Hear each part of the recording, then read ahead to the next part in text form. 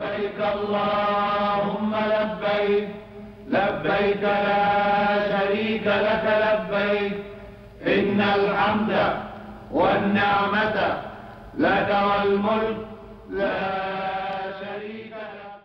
بسم الله الرحمن الرحيم والصلاة والسلام على رسول الله. الحمد لله رب العالمين. All praise be to Allah, the Lord of the universe. We give thanks and praise to Allah subhanahu wa ta'ala for each and every blessings He has blessed us with. Alhamdulillah Rabbil Alameen. We welcome you to another episode of the Hajj, the journey of a lifetime. Alhamdulillah Rabbil Alameen. We have our Shaykh with us who's going to navigate us through the journey of knowledge in regards to Hajj. Alhamdulillah Rabbil Alameen. We have been speaking about the history of Kaaba, and bi'idhnillah ta'ala, we're going to carry on such beautiful occasion as per the Quran and the Sunnah. With us, Assalamu alaikum wa rahmatullah, Shaykh Muhammad. Wa alaikum assalam wa rahmatullahi wa barakatuh, Shaykh Ayaz. It is always my pleasure to be your guest. Barakallahu feek, and thank you again, wa jazakallahu khairan, for joining us again for the second episode. Same to you. Barakallahu feek.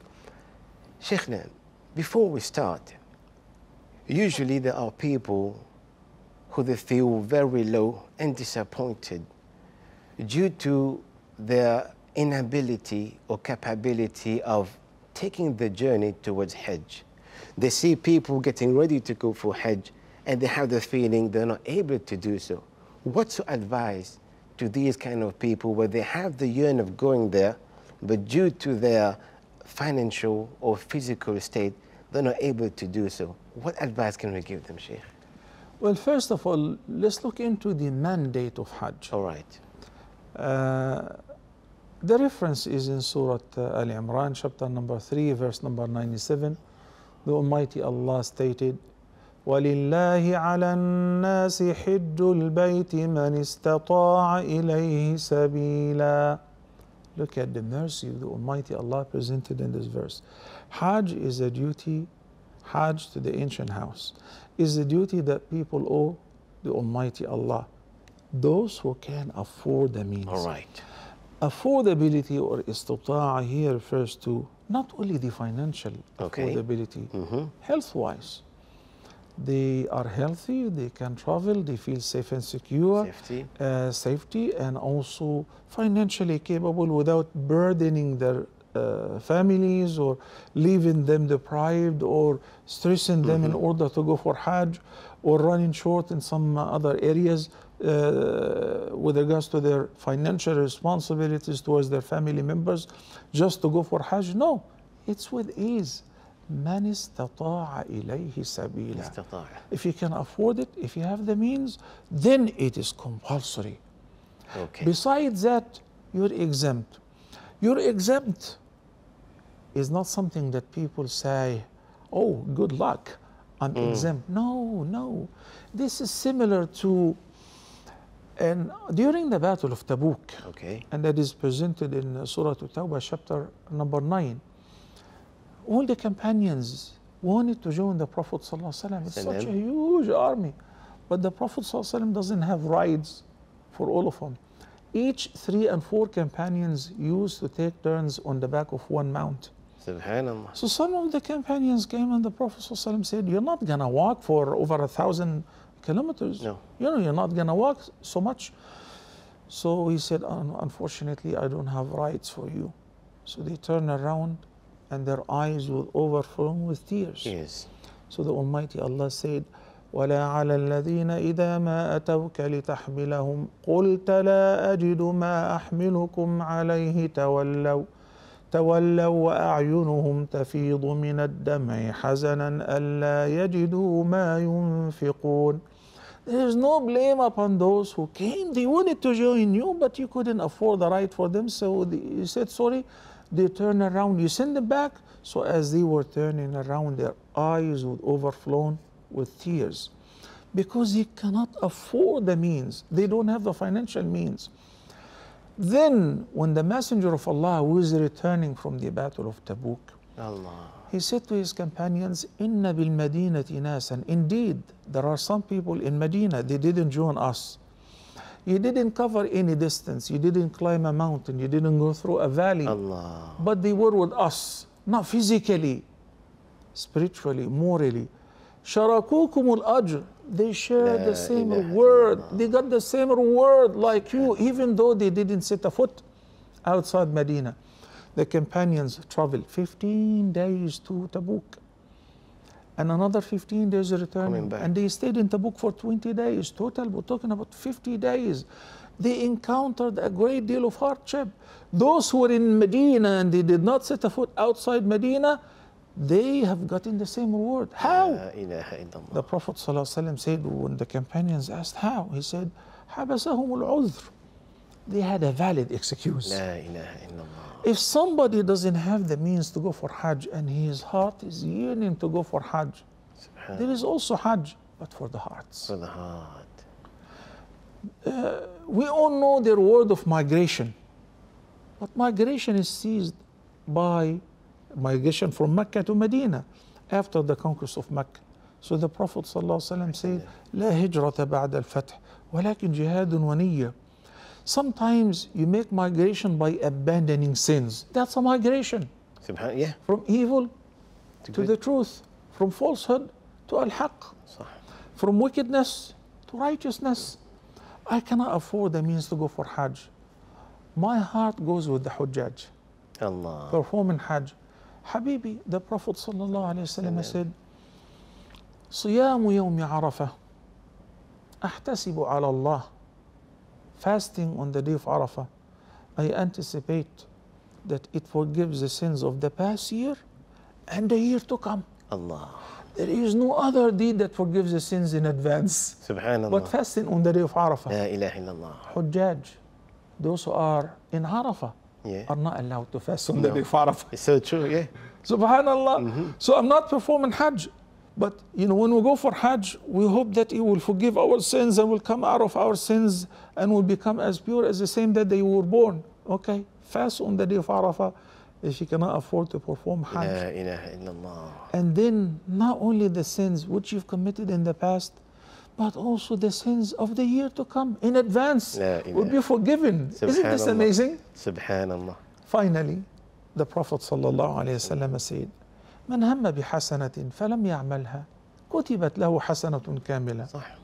I was so keen to go for Hajj. I've been saving money, but unfortunately because of the long queue and because of it keeps getting expensive and expensive, somebody died without performing Hajj and his heart was so determined, has a great will. Don't worry about it. Allah will still give you the reward of Hajj. Subhanallah. La ilaha illallah. Subhanallah. Allah subhanahu wa ta'ala. The mercy of Allah Azza wa Jal. And again, like how you mentioned, من استطاع إليه سبيلا, and Allah mentioned, فاتقوا الله ما استطعتم. But it shows you over here, your capability, your capacity matters in your efforts in the eyes of Allah Azza wa Jal. Is a religion that deals with the reality. Allah. Whenever there is a problem, doesn't treat the problem superficially. No, it uproots the problem. Yes. Okay? And it presents practical and serious solutions. And then when it comes to commandments and do's and do not do's, they're all affordable. The Almighty says in Surah Al-Baqarah, لا يكلف الله نفسا إلا وسعها.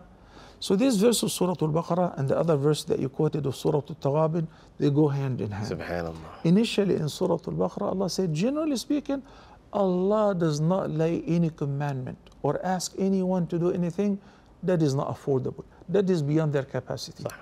So average people can do it, and sometimes people are below average. While everybody can afford it, I cannot afford it. You're exempt. Subhanallah. That's why He said in Surah Al-Taghabun, even if everyone can afford it but you, then فَاتَّقُوا اللَّهَ مَا اسْتَطَعْتُمْ. When Umar ibn al-Husayn asked the Prophet ﷺ about praying while sitting down because he had piles and couldn't, he said, look, صَلِّ قَائِمًا. Under regular circumstances, you should stand up in the fard namaz, in the fard prayers. But if you can't, then sit down. Guess what? My mom cannot pray while sitting down. She's always on, bedridden. So, and many of our elders and many youth, confined to bed, he said, فَإِن لَمْ تَسْتَطِعْ فَعَلَى جَنْبٍ. نعم. And if you cannot afford even to side. pray while sitting down, then while reclining, on your side, on your back, Allah wants from you your heart. Allah. Not only the physical effort, the sincerity precedes the physical effort. You couldn't go for Hajj? No problem. Alhamdulillah. You're very keen to go for Hajj? Don't worry, Allah will not deprive you from the reward. The blame is upon a person who have the means but says, I'm too busy. You know, I'm just waiting until Hajj coincides Christmas vacation. Yeah, Well, it doesn't. Subhanallah. Subhanallah. You know? But Alhamdulillah, this is a faridah and this is an act of worship which I believe all Muslims are yearning to do. It's so true, Sheikh.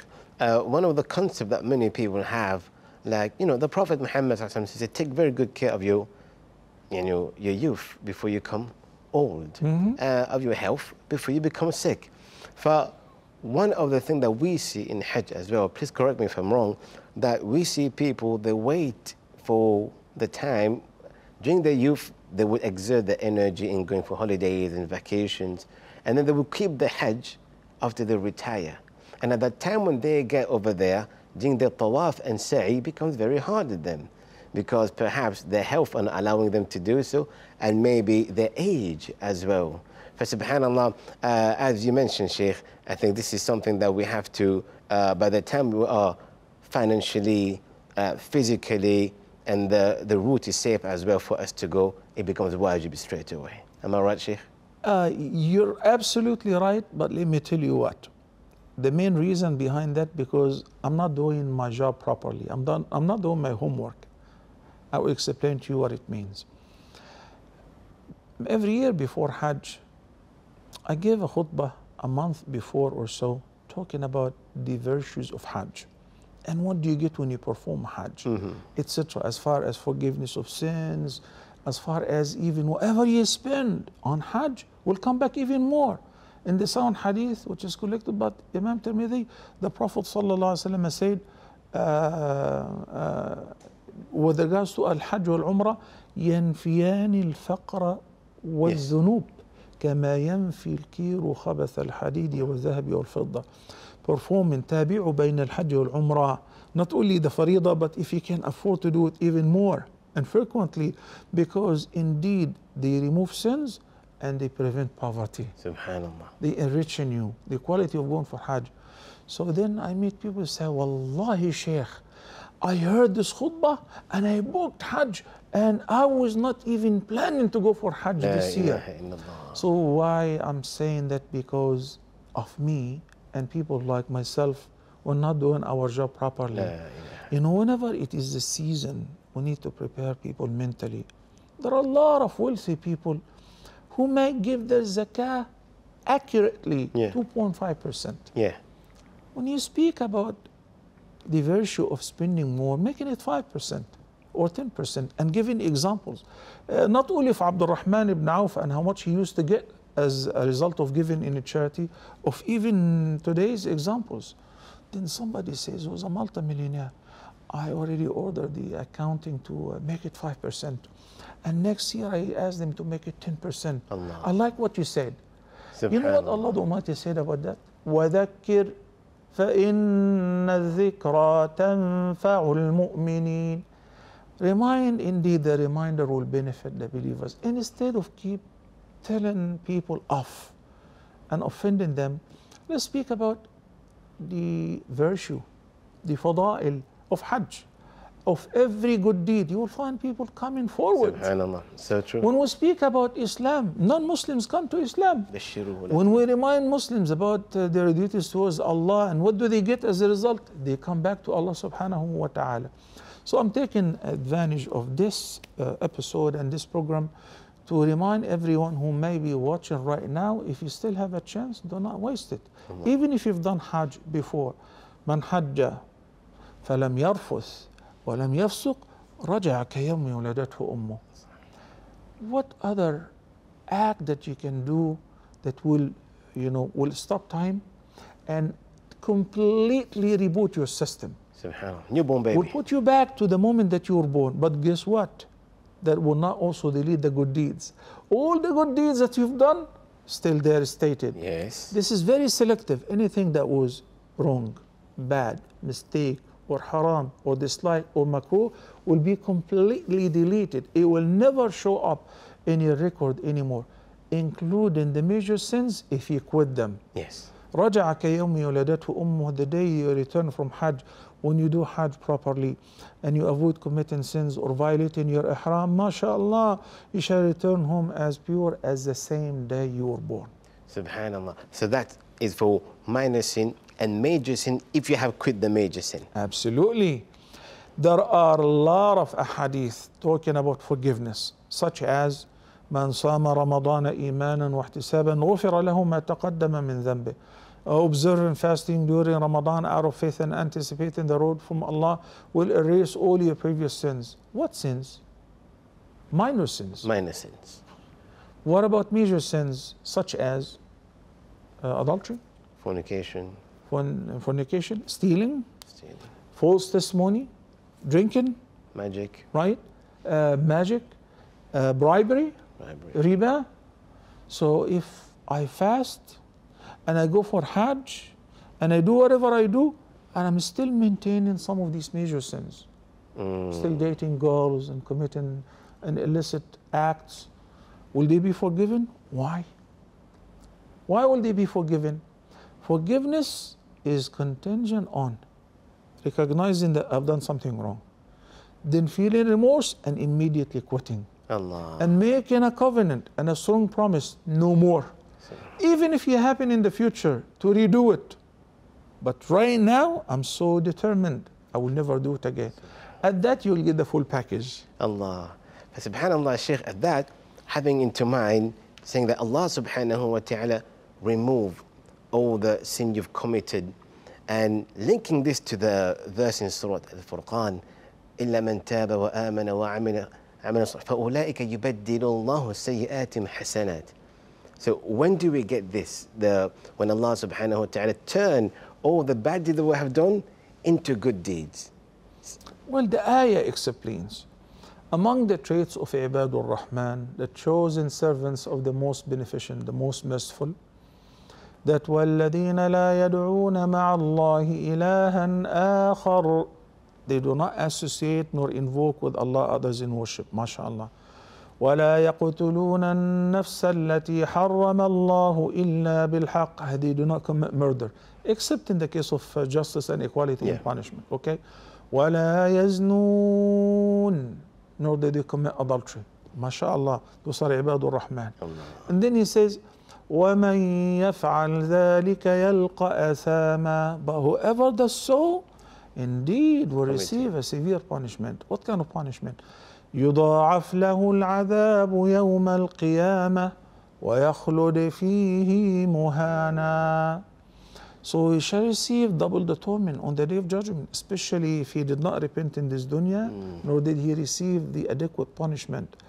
And then with regards to those who die in a state of disbelief, they abide eternally in hellfire. The ayah says, وَيَخْلُدْ فِيهِ مُهَانًا.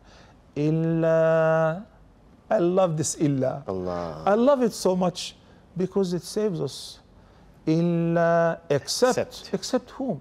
Illa man taba wa amana wa amila amalan saliha. Except for those who repent, believe in Allah, and do righteous deeds. Righteous deeds. فَأُولَٰئِكَ يُبَدِّلُ اللَّهُ سَيِّئَاتِهِمْ حَسَنَاتٍ وَكَانَ اللَّهُ غَفُورًا رَحِيمًا. Those who fulfill this equation, they repent. Somebody was alcoholic. Oh, astaghfirullah, now I performed Hajj, no more. Okay. Alhamdulillah, I quit. Tarak. I came to perform Hajj. I'll quit drinking. I'll quit smoking. I'll quit drug. I'll quit watching porn. Okay? So, and I feel remorse, great remorse.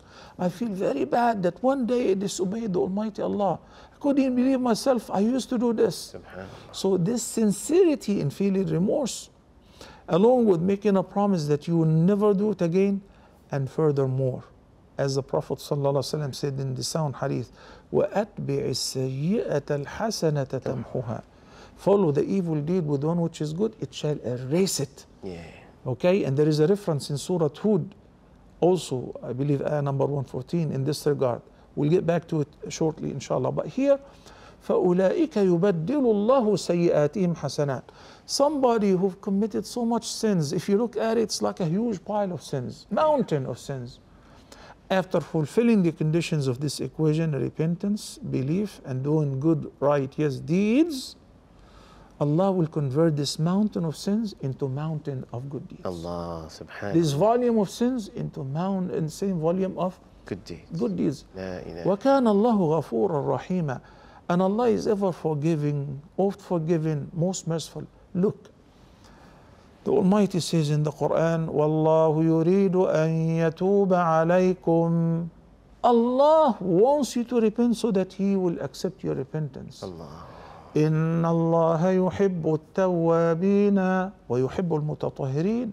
Surah Al-Baqarah, the Almighty Allah says, indeed Allah loves not at-ta'ibin, at-tawwabin. Allah. At-tawwabin is an extensive form. He's not somebody who committed a sin and he repented. No. Regularly, every day. Astaghfirullah al-azim wa atubu ilayh. Astaghfirullah al-azim wa atubu ilayh. On a regular basis, constantly seeking forgiveness and making tawbah. Allah loves such people, whether I have committed a sin or not. Allah. I'm full of shortcomings. Astaghfirullah al-azim wa atubu ilayh. Abdullah ibn Umar ibn Khattab radiyallahu anhu said, we used to count for the Prophet ﷺ in the same sitting 100 times or more, saying, Astaghfirullah al-azim wa atubu ilayh. Akhi, this is mind-boggling. Every time I imagine I'm sitting with the Prophet ﷺ, who is the purest creation of Allah, Allah. who is the greatest man ever set a foot on earth, who is the dearest to Allah and the most righteous of all the creation of Allah, whom the Prophet ﷺ said that no one shall set a foot in heaven before me. Allahu Akbar. And he is busy and he keeps himself busy with Astaghfirullah al-azim wa atubu ilayh. What does it mean? I seek forgiveness from Allah the Great and I repent unto Him. Repent unto Him from what, Ya Rasulullah? What wrong did you do? Subhanallah. Did you commit sins? Well, seeking forgiveness and repenting is not necessarily because you've committed sins. It is one of the greatest acts of worship. Inshallah. So going for Hajj and Umrah, not because I have a terrible history and a bad past and I want to, no, because I want to draw closer to Allah. Allah. I want to become a better believer. Akhi, imagine when the Prophet ﷺ says, when he was told that somebody died and he was in ihram, he said, just wash him with water and Sidr and enshroud him with his coffin. Make sure to keep his head uncovered and face. They said, and why? They said, because he will be resurrected on the day of judgment, mulabbiya. Allah. Everybody will be resurrected so scared. But he will be resurrected saying, Labbaik Allahumma labbaik, I'm coming to you, O Allah, labbaik Allahumma. This is something what we believe. This is such a beautiful, great episode, Sheikhna. We're going to take a quick break. We're going to come back bi'idhnillah ta'ala. Shukran, barakallahu feekum. Stay tuned. We'll be right back. Allahumma labbaik, labbaik la sharika laka labbaik. بسم الله الرحمن الرحيم والصلاة والسلام على رسول الله. Welcome back and thank you very much. Barakallahu feekum for waiting. Alhamdulillah Rabbil Alameen. Before we went on the break, our Sheikh was speaking about the person who passed away being in a state of ihram. Sheikh, apology for cutting you. Do you mind carry on the hadith? Well, you know how the Prophet ﷺ said, Al-Hujjaju wal-Ummaru wafdullah. Allah. Those who are coming from all over to visit Allah's house, the Kaaba, are wafdullah, are the guests of Allah Azza wa Jal. And Allah is the greatest host. Subhanallah. The Messenger of Allah says, وَحَقٌّ عَلَى الْمَزُورِ أَن يُكْرِمَ زَائِرَهُ. When I come to visit you, you're going to offer me dud bati and tea and dates and whatever you can afford. Allah al-Ghani. Imagine if you're Allah's guest. Subhanallah. Wal-Razzaq. And He is the most generous and He is the greatest host. So He will offer us what? He's already offering us life, food, healing, treatment. Safety. You know, so what else can we get? حق على المزور أن يكرم زائره. The best honor you get in this journey is to come out of your sins and to become as pure as the same day you were born. Subhanallah. This Sahabi who fell off the back of his camel and he was in ihram, when the Prophet ﷺ said, اغسلوه بماء وسدر. Watch this. In the coffin, we wash the body with soap, shampoo, and body wash, and then we spray fragrance or perfume, right? Not with this one. Okay. Why? He's in ihram. He's in ihram. If you are in ihram, you don't wear any perfume. No. And he said sidr. It's the leaves which produce like a froth, so that it doesn't have the fragrance. Yes. And make sure to keep his head and his face uncovered. Okay. The companions asked, what is the purpose? Why? Normally when we enshroud the dead person from head to toe. Yeah. He said, not him, because he's in ihram. Allah. He is dead, he's in grave, he's in the barzakh in ihram. This is the longest ihram ever. In barzakh will be muhrim. Muhrim. Allah. And he will remain in ihram until he will meet the Almighty Allah in this condition, to rise up saying, I'm muhrim, labbaik Allahumma labbaik. Rising up min al-ajdathi ila rabbihim. You know, when people come from their graves and will be mesmerized, and you know, they will be so scared, except him. Allah. Except others, of course, whom Allah will shelter under his shade, but he's one of them. Why? Because he was undertaking the journey and the ibadah of Hajj. He was Allah's guest, so his honor and generosity will continue with him until he is saved on the day of judgment. Allah. So this is one place where people don't even feel scared that I'm gonna die. Oh, you know, I wish I'm gonna die there. Allah. You know, this is one thing that when I look at how many bodies when they offer the Salatul Janazah, I envy them. Subhanallah, so Wallahi. true. Yeah. And I imagined, would it be possible? May Allah subhanahu wa ta'ala make me one day, the end of my life, to be in the Kaaba. Allah. So that they will, you know, millions of people will pray for you. Allah. And then you will end up being buried in the Kaaba or in Al-Baqi' in Medina Munawwara. Nowhere on earth that anyone would like to die. No. Or, you know, I'm ready to die. We all love to live. But in a place like that, because you know what is going to happen. You know that the Prophet ﷺ said, فَإِنَّهُ يُبْعَثُ يَوْمَ الْقِيَامَةِ مُلَبِّيًا. Because he will be resurrected on the day of judgment, مُلَبِّيًا, saying, لَبَّيْكَ اللَّهُمَّ لَبَّيْكَ. Subhanallah. So Shaykh, mentioning about, first of all, we ask Allah subhanahu to give us husn khatimah. Allahumma ameen. Shaykh, mentioning about the people that go towards Hajj, the other, like, Dhuyuf al-Rahman, the guests of Allah Azza wa Jal. And no one go there except that they got the invitation from Allah subhanahu wa ta'ala. Absolutely. May Allah invite us and invite the viewers bi-idhnillah ta'ala as soon as possible. The Shaykh, looking back at the history of the Kaaba, we know that many of the people from different parts has gone and did tawaf towards the Kaaba.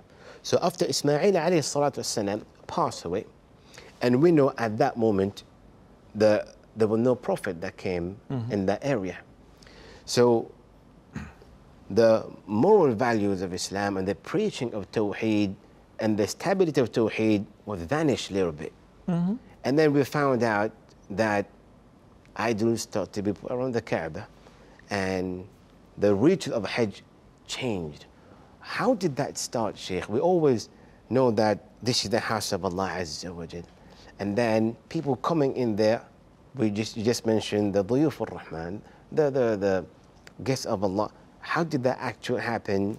And then later on it turned back into Tawheed. So we know that at the beginning it was all Tawheed for Allah Azza wa Jal. لبيك اللهم لبيك وأذن في الناس بالحج يأتوك رجالا. And then it turned into that state. How did it turn to that state, Shaykh? Well, if you bear with me, as well as my dear viewers, if you guys bear with me, I'd like to begin with how did people at the time of Nuh alayhi salam ended up worshiping idols? Okay. وقالوا لا تذرن آلهتكم ولا تذرن ودا ولا سواعا ولا يغوث ويعوق ونسرا. These are the names of righteous people. Okay. They were not wicked people. Okay.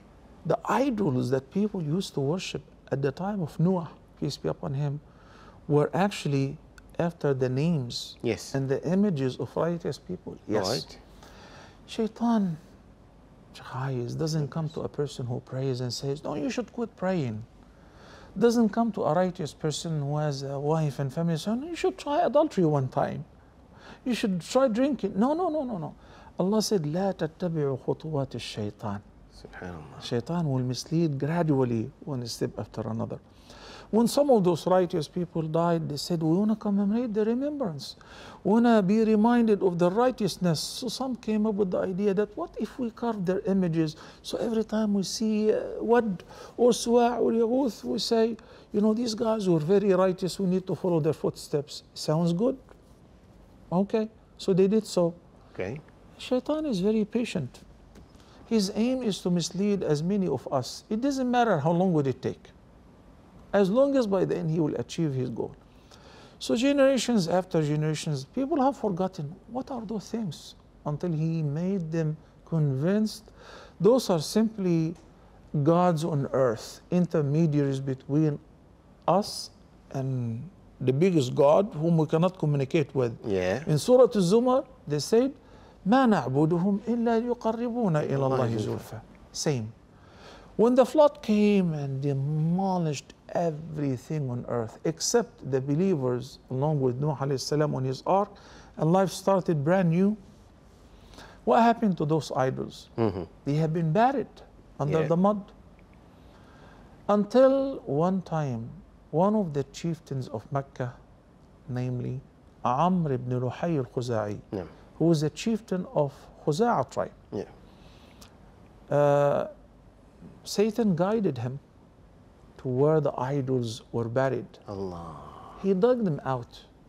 And he also, one day he was sick and they said that, you know, if you go to Asham comprised back then Syria, Lebanon, Jordan, and Palestine.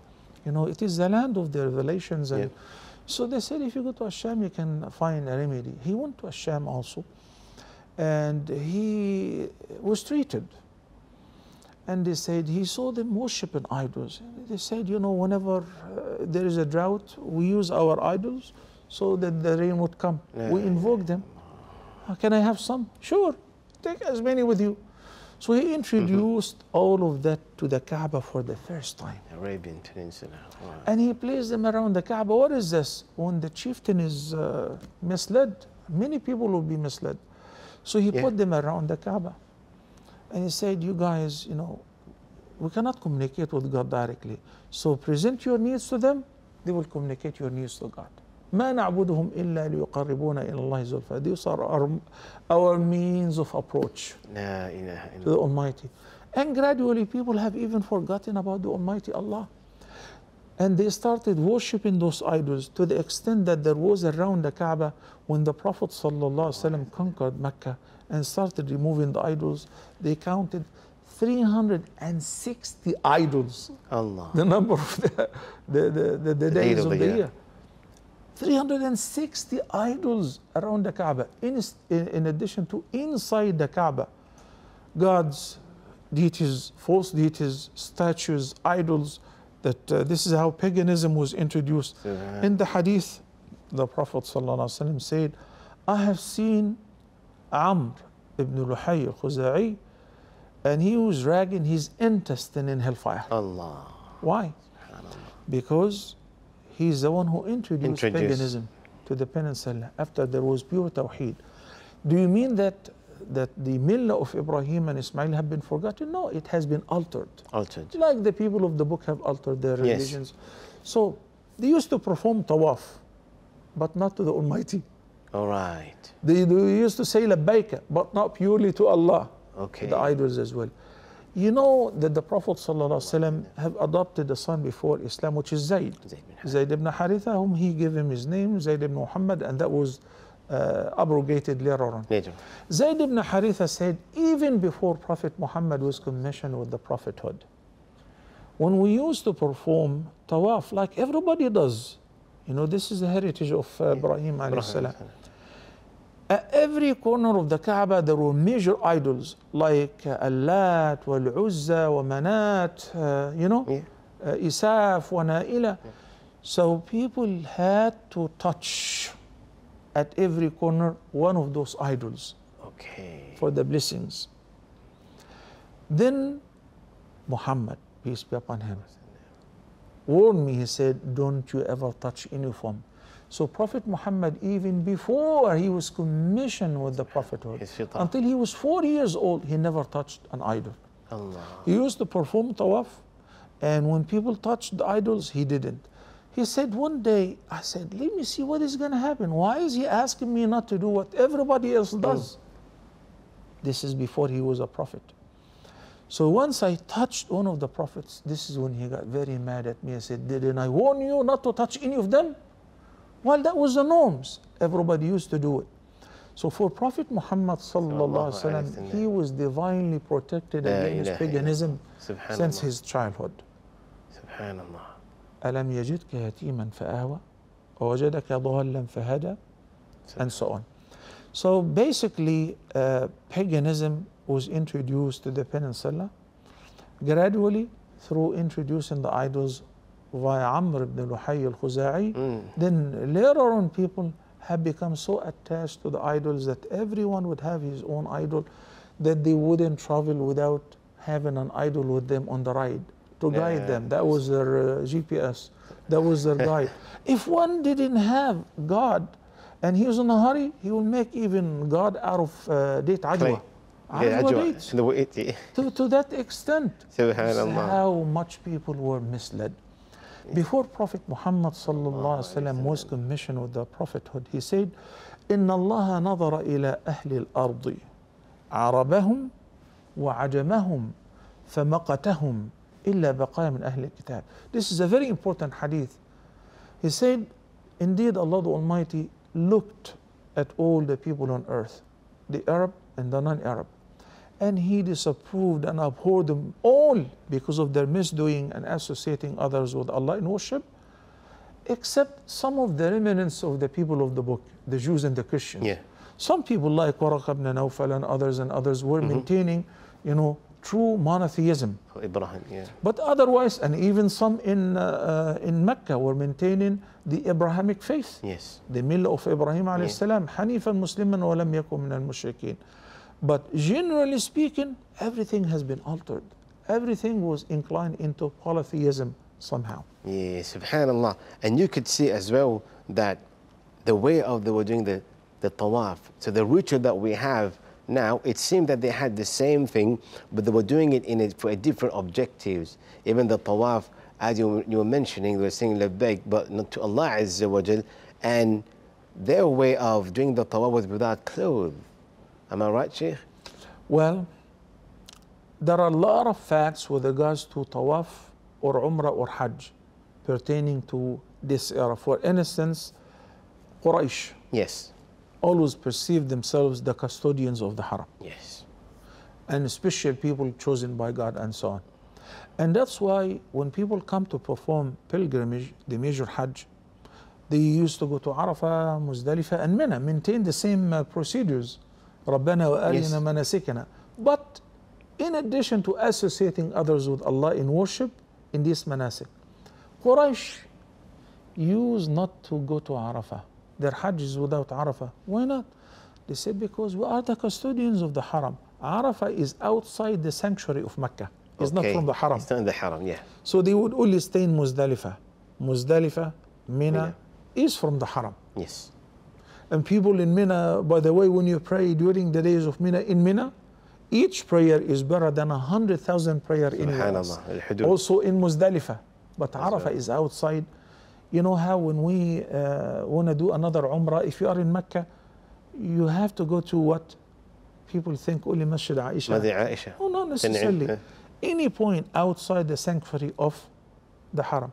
So if you go to Arafah, you can make ihram from there. Allah. So it's not haram. So Quraysh used not to go outside the haram, even in Hajj. And when people come to perform Umrah or do Tawaf or rinse their sins, they used to take off all their clothes and perform Tawaf in the nude. In the nude? Yep. Why? They said because those clothes, we committed sins while wearing them. It is not befitting to perform this great act of worship in the Back same home. clothes. So what are we going to do? As the same they were born. Yeah. This is how Shaitan makes it seem fair to them to perform this great act of worship in the nude. And the Quran says, وَمَا كَانَ صَلَاتُهُمْ عِنْدَ الْبَيْتِ إِلَّا مُكَاءً وَتَصْدِيَةً.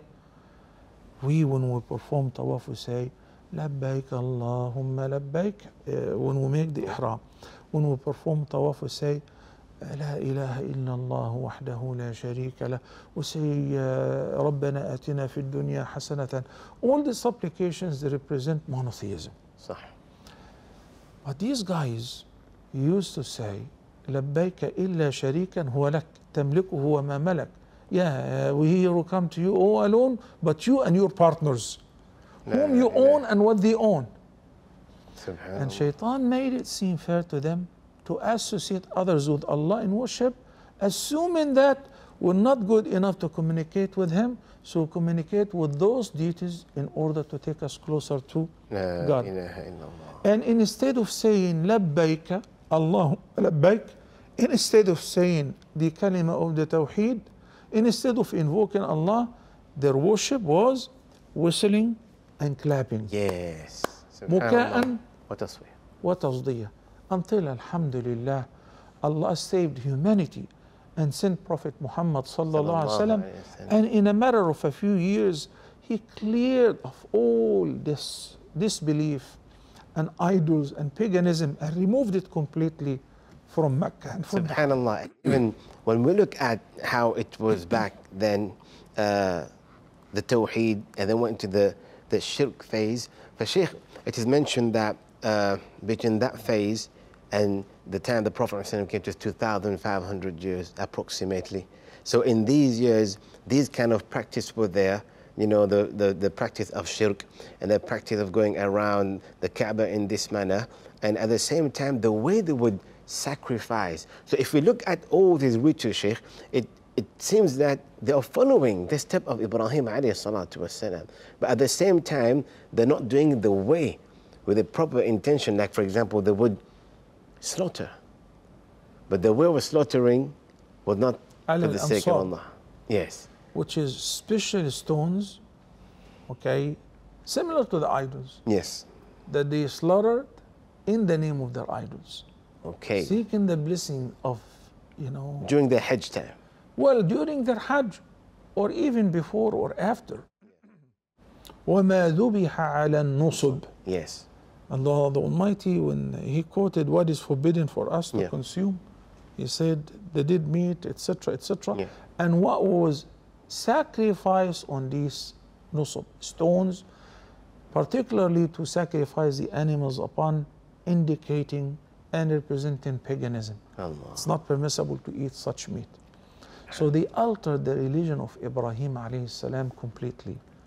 Until the Almighty Allah sent Prophet Muhammad sallallahu alaihi wasallam to revive the millah of Ibrahim, peace be upon him. Subhanallah. So that goes back to one of the verses that you mentioned. Inna salati wa nusuki wa mahyaya wa mamati lillahi rabbil alameen. My salat, my prayers, my sacrifice, my life, my tafah, all for Allah subhanahu wa ta'ala. Absolutely. Shaykhna barakallahu feek. May Allah subhanahu wa ta'ala bless us. Again, the dua you mentioned. ربنا تقبل منا إنك أنت السميع العليم. May Allah subhanahu wa ta'ala accept from yourself and your effort what you've done, and make it easier upon us and the viewers to implement whatever we have learned بإذن الله تعالى. Shukran again, barakallahu feek, and بإذن الله تعالى we're ready to have you again for our next episode بإذن الله تعالى. Shukran wa jazakumullahu khaira. Dear all, we ask Allah subhanahu wa ta'ala to bless you all, and the amount of time you sat down to listen to the beneficial knowledge, we ask Allah subhanahu wa ta'ala to take it as ibadah بإذن الله تعالى. Shukran wa barakallahu feekum. Wassalamu alaikum wa rahmatullahi وبركاته. اللهم لبيك لبيك لا